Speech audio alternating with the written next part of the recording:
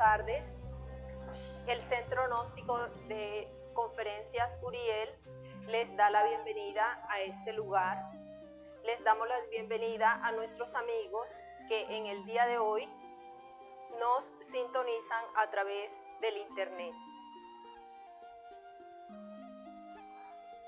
En el día de ayer tratábamos un tema muy importante en el programa de la radio acerca de el despertar de la conciencia. Todos aquellos acontecimientos que vemos por todos los medios que suceden en todos los países son diferentes niveles de violencia al cual está sometida la humanidad. Vemos guerras, matanzas, violaciones. Si ustedes se ponen a ver en las páginas de internet, son muchas las cosas que indican a que el ser humano esté en este estado de hipnotismo total. En las páginas solamente encontramos noticias acerca de las celebridades, acerca de cosas vanas, cosas frívolas, que mantienen al ser humano dormido, hipnotizado, evitándole que pueda ver la cruda realidad a la cual está sometida como raza, a la cual estamos siendo bombardeados. Y realmente es un propósito que cumplen los medios y nos hace meditar, nos hace ponernos la mano en el corazón y ver aquellas poblaciones de hombres, niños inocentes bombardeados una y otra vez. Pero ¿y dónde está nuestra sensibilidad para responder a eso? ¿Dónde está nuestra conciencia en decir son nuestros hermanos? ¿Por qué a nivel mundial en ningún país se levanta una voz de protesta, una voz de alerta? Este es, lamentablemente, la cruda realidad del estado de conciencia, de hipnotismo al cual está sometida la humanidad. Lamentablemente, la gente no quiere despertar de este sueño. Lamentablemente, la gente solo piensa en divertirse, en satisfacer sus necesidades inmediatas, en pensar que en esta vida solamente es la vanidad, el lujo, la diversión, y que no ven más allá de eso. Por eso, a través de la Gnosis, como un movimiento universal, internacional, tiene por objetivo el despertar de la conciencia, la autorrealización íntima del ser. Pero este cambio empieza en el individuo. Si queremos ver un cambio en la sociedad, si queremos ver un cambio en el futuro que le vamos a dar a nuestros hijos, ese cambio empieza individualmente, poniendo un granito de arena, como padres, como maestros, como educadores, como miembros de una familia. De esa forma poder impactar el pequeño núcleo, y si cada uno en conciencia se convierte en ese ser intuitivo, porque el ser interno de cada uno está enviándoles las corazonadas a cada ser humano en este momento. Y siendo un poquito más conscientes, vamos a recibir esas corazonadas y actuar de acuerdo al plan de Dios para esta raza. Por eso en el día de hoy hemos querido tocar un tema trascendental, un tema que, bueno, sabemos que en los colegios hasta se ha prohibido hablar de las Sagradas Escrituras. Es lamentable y mucho más como consecuencia de ello, nuestros jóvenes se han vuelto materialistas, escépticos. Muy raro podemos encontrar un joven que tenga la certeza y la creencia firme en unos principios divinos. Por eso el tema de hoy acerca de los 10 mandamientos. Vamos a tratar los 5 primeros mandamientos. Vamos a tomar esta enseñanza no de una forma simplemente intelectual. Vamos a llevarlo a nuestro ser, a nuestra conciencia. Vamos a autorreflexionar como seres humanos, como personas, como padres, como maestros, cómo podemos darle un sentido más allá de lo que sea simplemente algo que quede en el papel. Empecemos entonces con el primer mandamiento. Les decía que en muchos colegios, en muchas escuelas, en muchos países se prohíbe hablar de las Santas Escrituras. Se prohíbe darles una guía a nivel religioso a los jóvenes, a los niños, desde temprana edad. Pero los padres sí están en el deber, sí tienen el deber moral de darles una guía espiritual a sus hijos. Recordemos que no solamente somos este cuerpo físico y que por lo tanto no solamente es el alimento, la parte intelectual, lo que va a sostener el equilibrio en cada ser humano. Sin esa parte espiritual, muy difícilmente se puede hallar un equilibrio en nuestras vidas. Veamos entonces el primer mandamiento. Creo que todos se lo saben.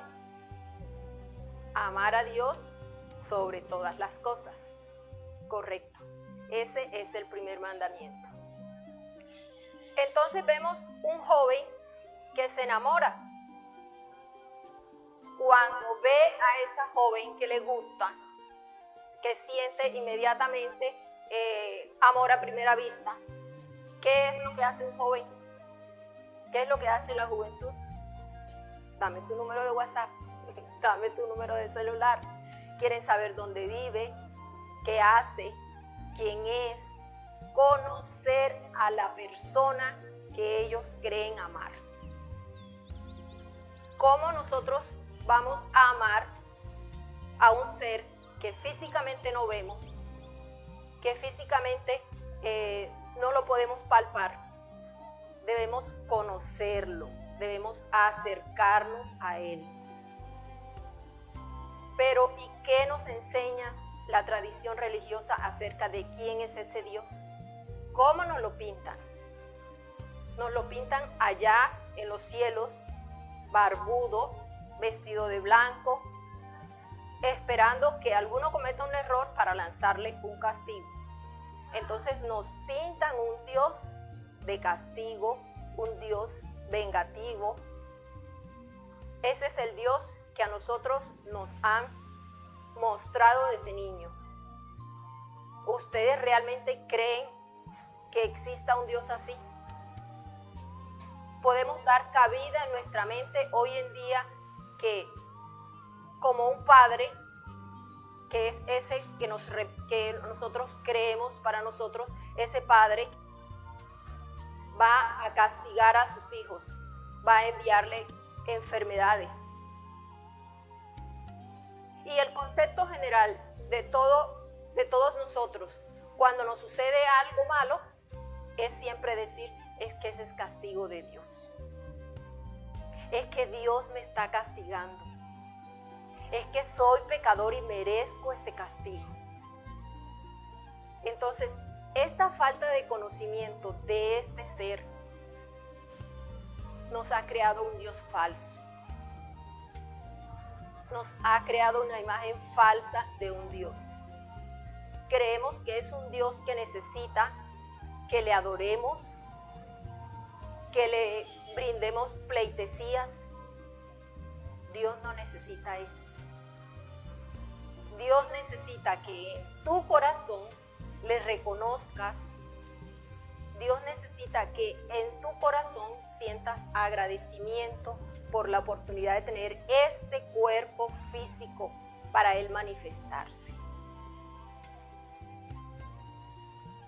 Dios necesita de ti que te acerques a Él para que sepas quién es, cómo se manifiesta, qué quiere para ti. En muchas iglesias, muchos grupos,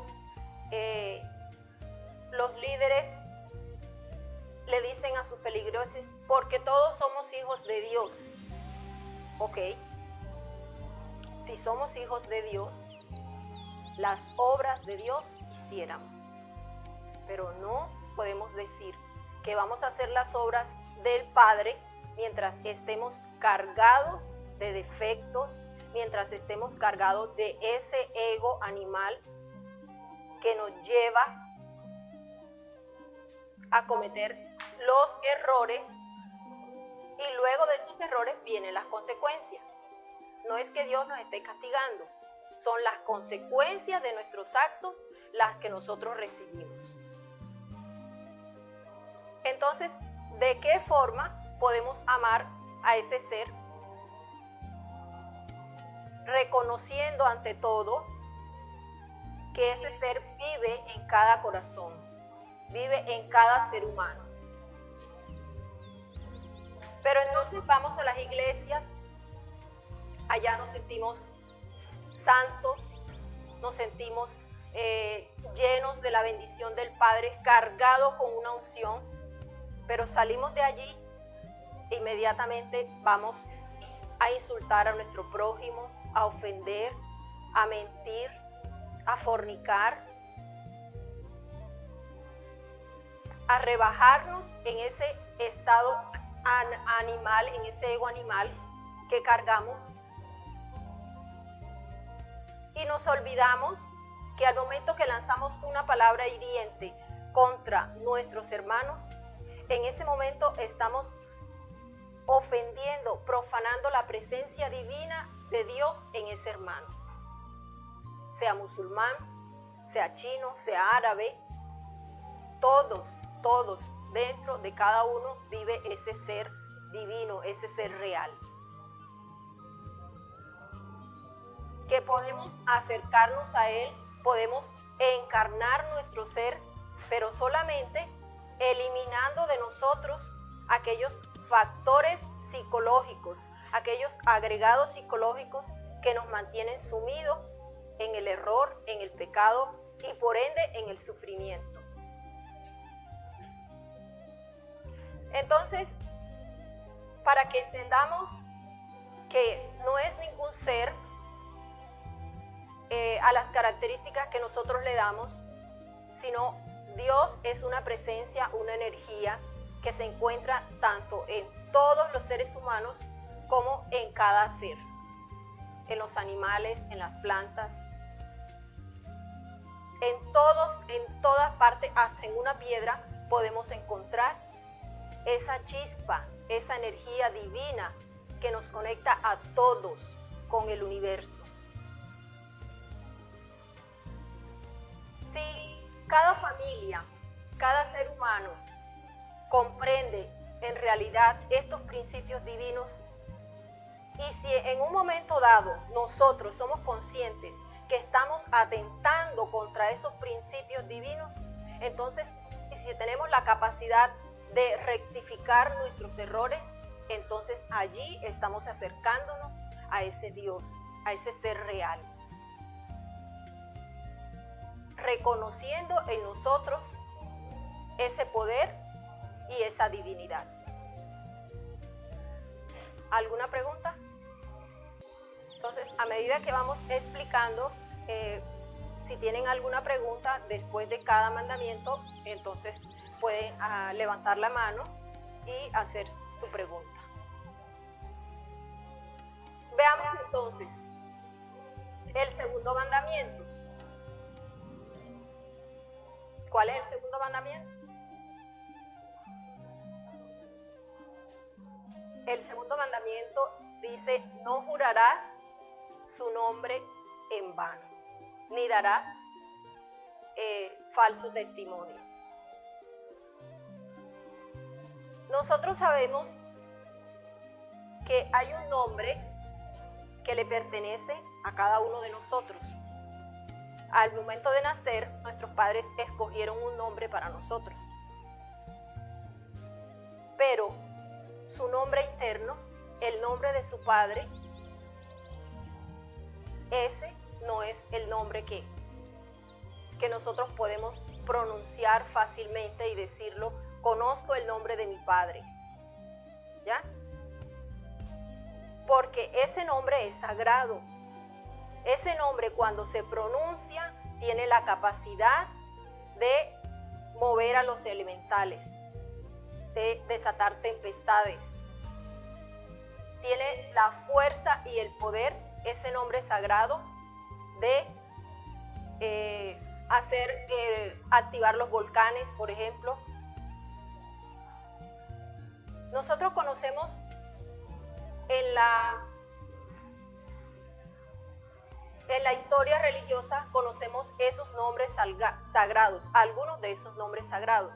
Por ejemplo, el arcángel San Miguel. Tiene un significado interno, además, ese nombre sagrado. Tiene un significado. Arcángel Miguel significa fuerza de Dios. El arcángel Rafael, por ejemplo, su nombre indica medicina de Dios. Para nosotros poder conocer el nombre de nuestro Padre interno, de nuestro ser divino, necesitamos encarnar a ese ser, necesitamos acercarnos a él. Y para eso, pues, necesitamos este conocimiento que nos da la gnosis para eliminar nuestros agregados psicológicos y poder crear esos cuerpos existenciales para que ese ser habite en nosotros. Les decía entonces que el nombre de cada uno no es el nombre divino real de su Padre. Recordemos también que en las Escrituras nos muestran, en el libro de Eclesiastés 5, nos dice que no podemos hacerle una promesa a Dios y no cumplírsela. Mucha gente en esas tradiciones religiosas prometen que si Dios les sana de alguna enfermedad, ellos van a ir a hacer una manda, van a ir a cierta procesión, van a ir y lo cumplen. O simplemente les ofrecen unas veladoras. Es una fe, es un misticismo que hay que respetar. Es más, debemos imitar ese misticismo. Por ejemplo, cuando alguien promete llevar rosas al altar de la Virgen por la sanidad de la familia,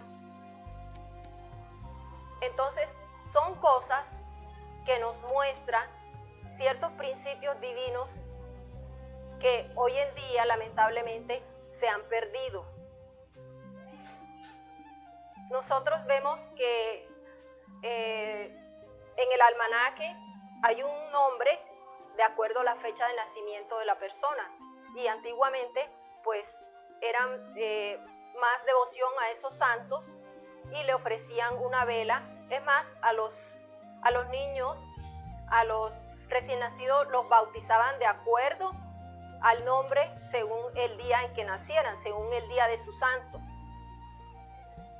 Entonces, ese lenguaje divino, ese lenguaje que por medio del cual reconocemos el nombre de nuestro real ser, de nuestro Padre interno, antiguamente era un lenguaje divino, un lenguaje de oro, y que después de la caída angelical, se transformó, y la Biblia lo menciona haciendo alusión a la Torre de Babel, la confusión de lenguas.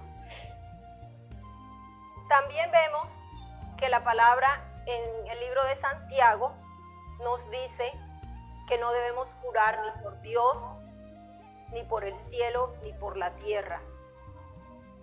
Más bien que nuestro sí sea sí y que nuestro no sea no.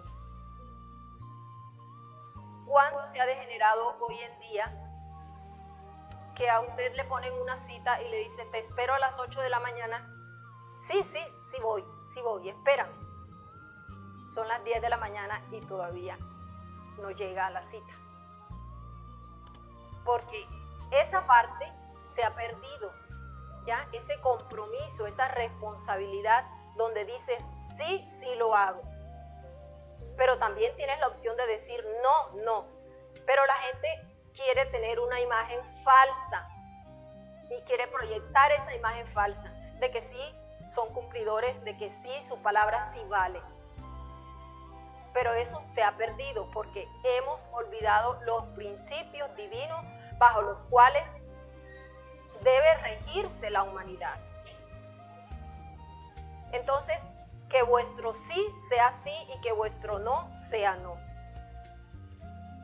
Y como nosotros, además, no cumplimos ese mandamiento de no honrar ese nombre sagrado. Muchas veces hacemos promesas, muchas veces dizque por juego, por broma, lanzamos la expresión, te lo juro por Dios. Te lo juro por mi Dios que hago esto o que sí esto es así. Tampoco debemos hacerlo. Porque estamos poniendo en contra ciertos principios, nos los estamos llevando en contra nuestra. Porque en realidad la gente piensa que no tiene importancia, que la palabra dada no vale. Y luego, con una excusa, piensan que lo pueden arreglar. Entonces, recordemos este segundo mandamiento. El tercer mandamiento, diríamos que es ese precisamente, honrar a tu padre y a tu madre. Literalmente entendemos entonces que tenemos un padre y una madre física a los cuales deberemos honrar precisamente en la época, en los tiempos de ancianidad de esas personas que nos dieron este cuerpo físico, que nos alimentaron, que nos llevaron a estar en el lugar donde estamos hoy. Vemos hoy en día como en cada familia solo piensan en que el anciano se muera para heredarle lo poco que les pueda heredar. O que ya al momento de que están caducos, de que están enfermos, solo quieren, no, que se lo lleven para donde fulanita, que se lo lleven para donde Susana, que lo manden para allá. O los que están en condiciones solo piensan en que esas personas ancianas sean llevadas a un orfanato, a un asilo de ancianos. En aquellas sociedades donde se tiene cuidado de los ancianos y se cumple este mandamiento, este principio, son sociedades prósperas, bendecidas. Testimonio de eso es el pueblo de Israel, que cuidaban de todos sus ancianos y velaban por las necesidades de los ancianos y eran bendecidos. Entonces vemos que si tenemos en cuenta estos principios que se nos han establecido, pues sabemos que tiene en contrapartida una recompensa por parte del dador de nuestras vidas. Simbólicamente también entendemos que como es arriba, es abajo. Y lo infinitamente grande tiene una contrapartida en lo infinitamente pequeño. Si tenemos un padre y una madre físicos, biológicos, también tenemos un padre interno y una madre interna. A él honramos y nos acercamos para suplicar especialmente a nuestra Madre Divina la eliminación de nuestros agregados psicológicos y a nuestro Padre la fuerza y la sabiduría para realizar el trabajo. A medida que vamos despertando conciencia y vamos encarnando nuestro ser, vamos acercando y mejorando esta relación con nuestro Padre Divino, nuestra Madre Divina. Entonces, si es el propósito de cada uno realmente acercarnos, encarnar a nuestro ser, sabemos que este principio divino es uno dentro de nosotros. Es decir, Dios como Padre y Madre se divide masculino y femenino. Si en las iglesias muchas veces hay mucha inclinación, mucha veneración hacia la Virgen María, hacia la Madre de Dios, hacia la Madre del Señor Jesucristo. En contrapartida, muchas otras iglesias niegan y es más, degeneran ese principio femenino. Están atentando contra este mandamiento, olvidándose que dentro de cada ser existe ese Padre y esa Madre Divina.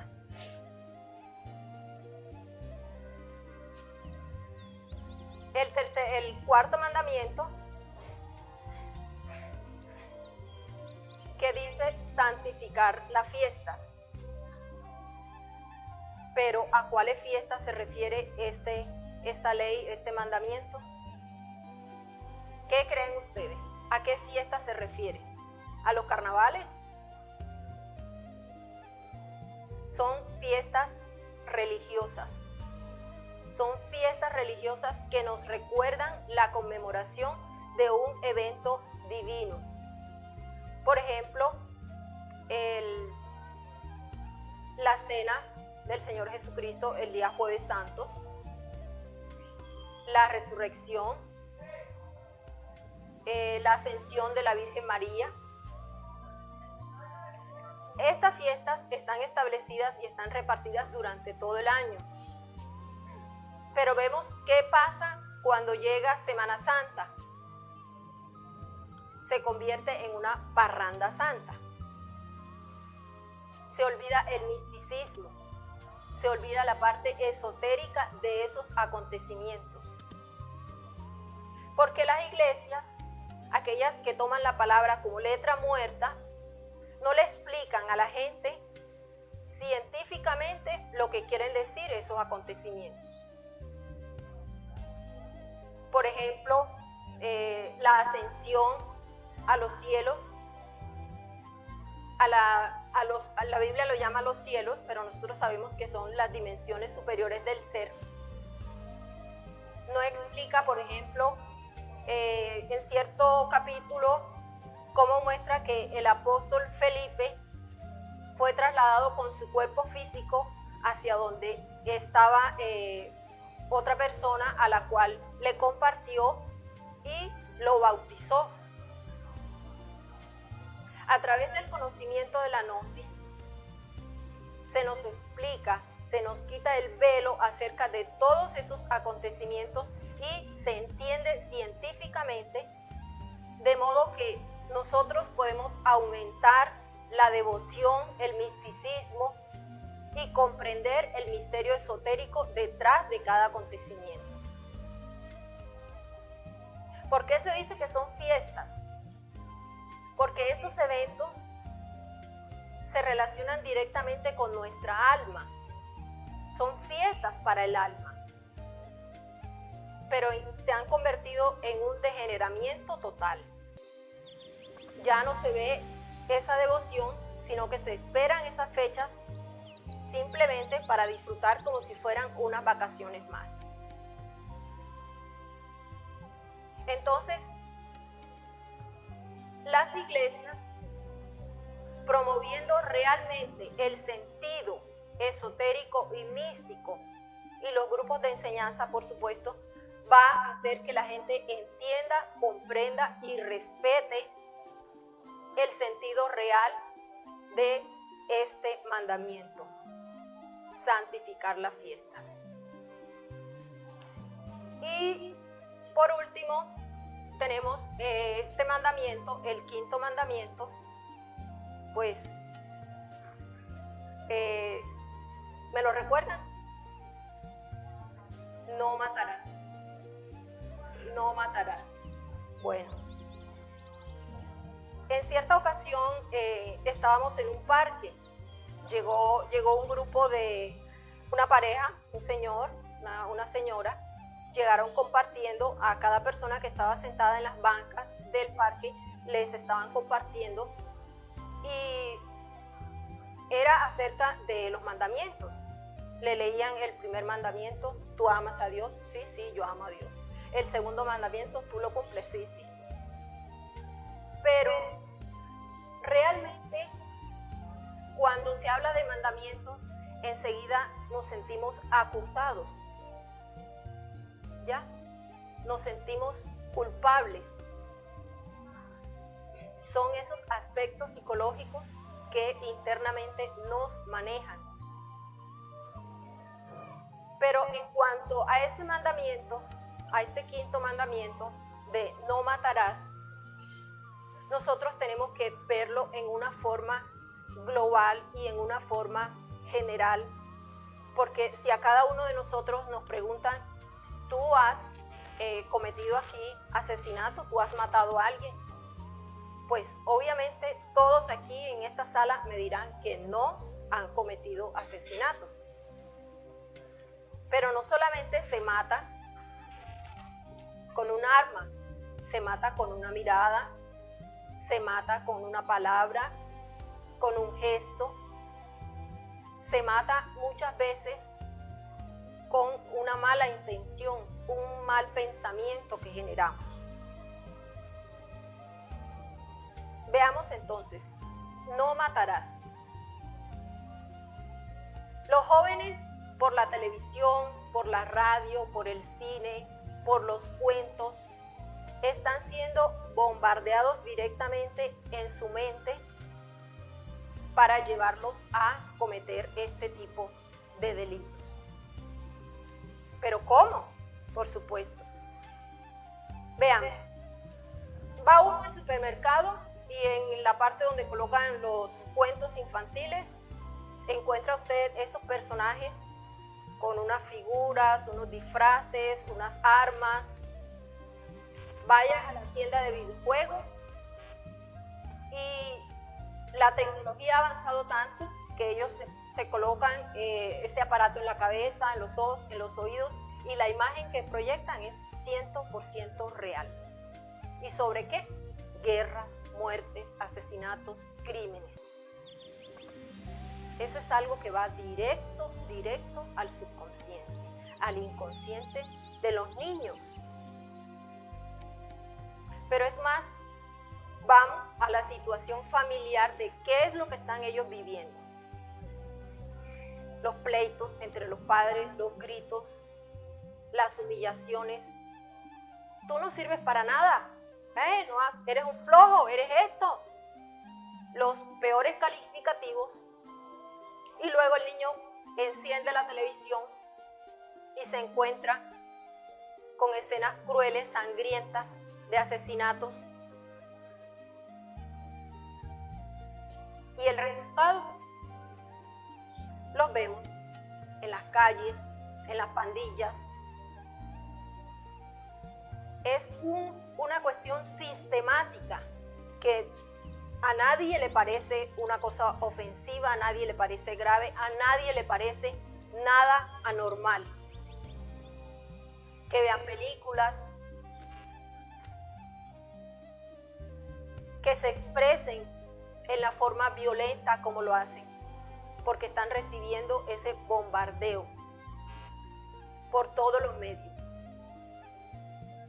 Entonces es importante que lancemos una voz de alerta, como padres, como educadores, como maestros, maestras, que lancemos una voz de alerta, porque están convirtiendo a todos los jóvenes en violentos, sanguinarios.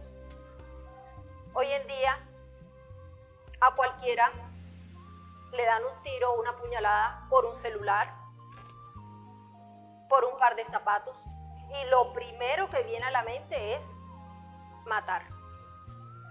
La primera reacción de violencia es el asesinato. ¿Alguna pregunta?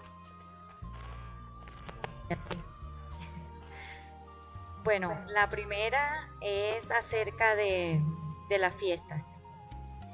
Usted explica que las verdaderas fiestas son aquellas que son las fiestas del alma, la devoción en fechas especiales como la Inmaculada, por ejemplo, entre otras. Sí. También hay una, por lo menos que se celebra mucho, puesto que está en la Biblia, que se habla del sábado, que nuestro Señor descansó el sábado, porque ese es el día de descanso realmente, que no es el domingo. Y un poquito más profundo, el maestro Samael Olanosi nos enseña que las verdaderas fiestas o las bodas son las bodas de oro, o sea, los cuerpos solares. Entonces, un poquito sobre estas diferencias. Bueno, cuando la persona empieza a eliminar sus agregados psicológicos, cuando la persona tiene un trabajo ya ganado, constantemente a esa persona lo prueban en los mundos internos. Y cada prueba que el iniciado es sometido y gana esa prueba, en los mundos internos le hacen fiestas.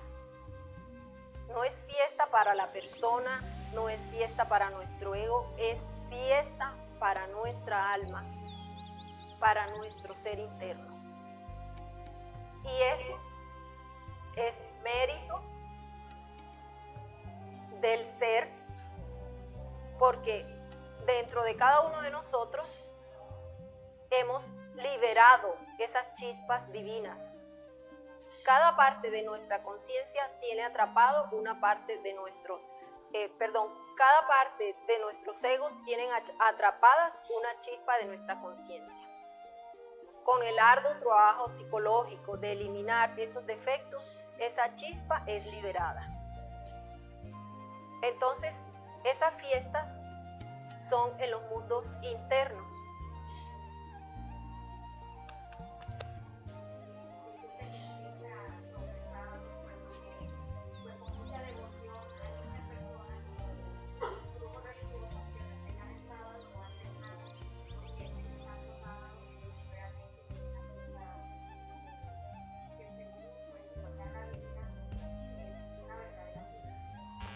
Sí, vemos que el orden de los días de la semana ha sido cambiado. El séptimo día es el sábado. Pero nosotros sabemos, por ejemplo, se acostumbra tomar la Biblia y jurar sobre la Biblia. Cuando una persona sube a un estrado, en un juicio, en un juramento, le mandan a colocar su mano sobre la Biblia y a jurar sobre esa Biblia. Para nosotros, reconociendo que sagrado es solamente lo que hay dentro de cada ser. Dentro de cada ser, lo que mora, eso es lo sagrado. A eso es lo que debemos rendirle homenaje, rendirle culto, ¿sí? Porque es nuestro ser realmente lo sagrado, lo que vale la pena. Bueno, de mi parte es la última pregunta.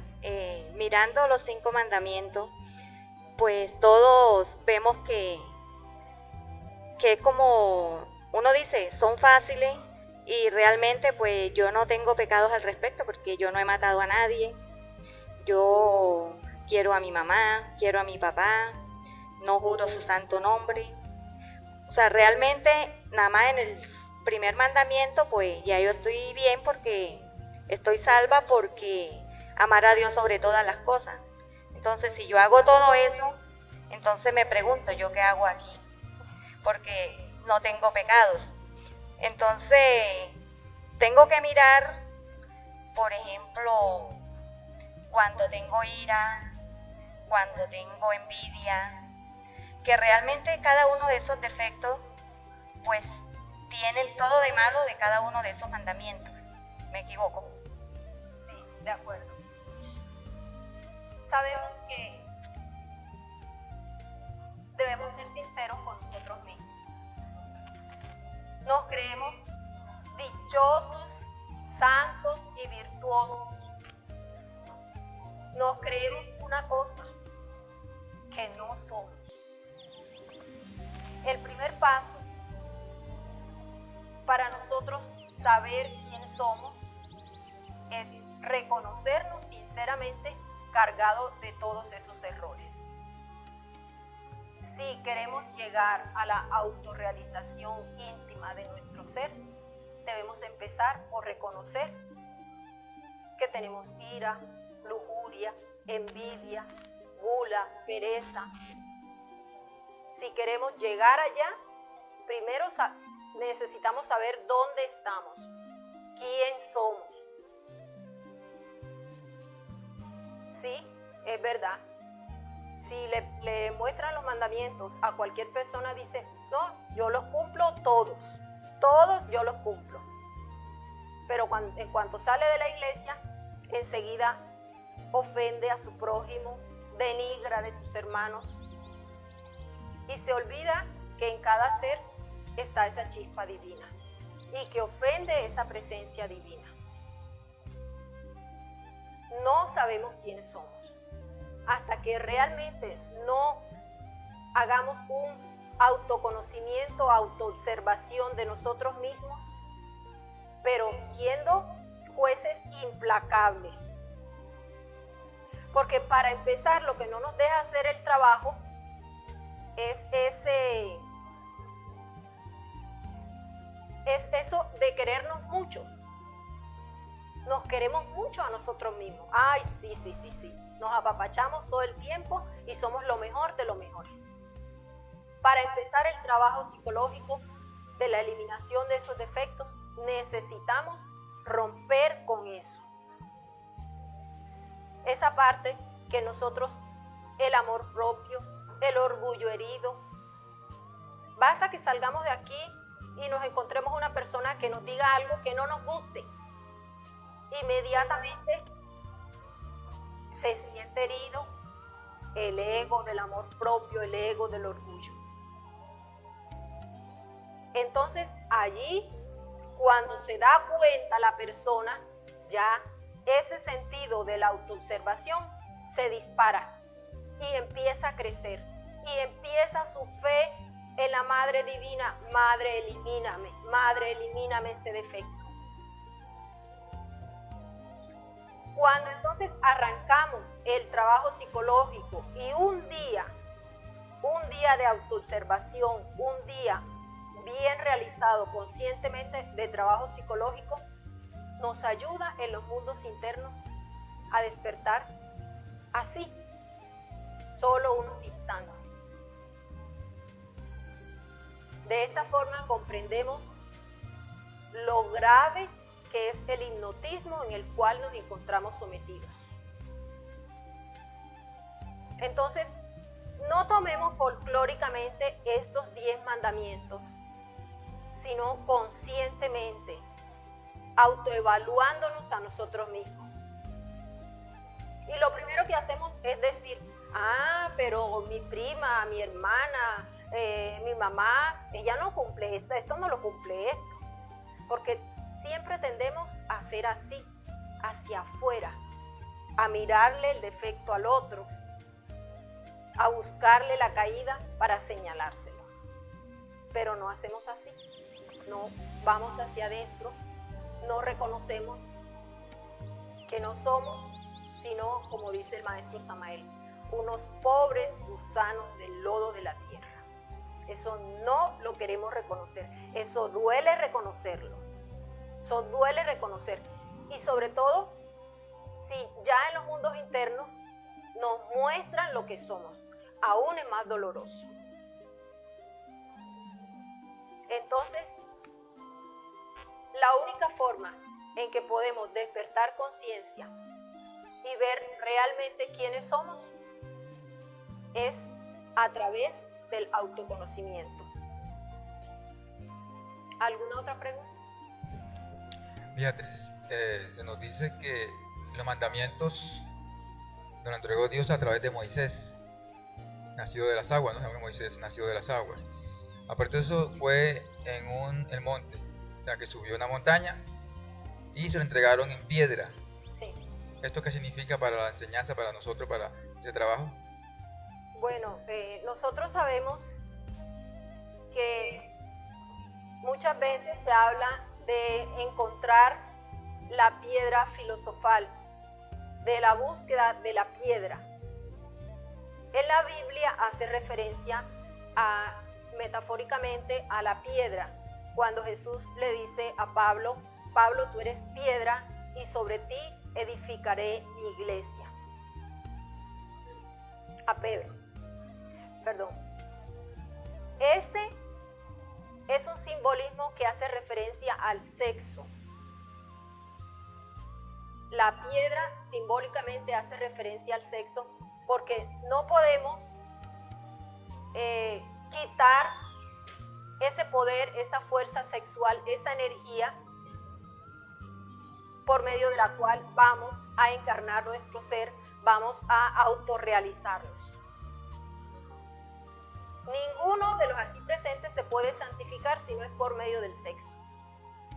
Y aquellos personajes que se hablan, que se convirtieron, que se canonizaron, si no fue por medio del sexo, realmente no se logró la santificación.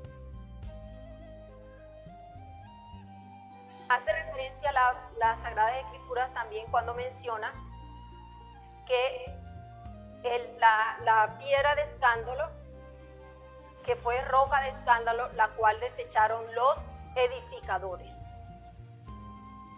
Es clara la simbología, para edificar algo se necesita esta piedra, y la piedra representa al sexo. ¿Alguna otra pregunta?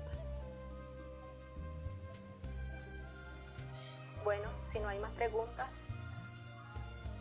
hasta aquí mis palabras, y para todos, paz inverencial.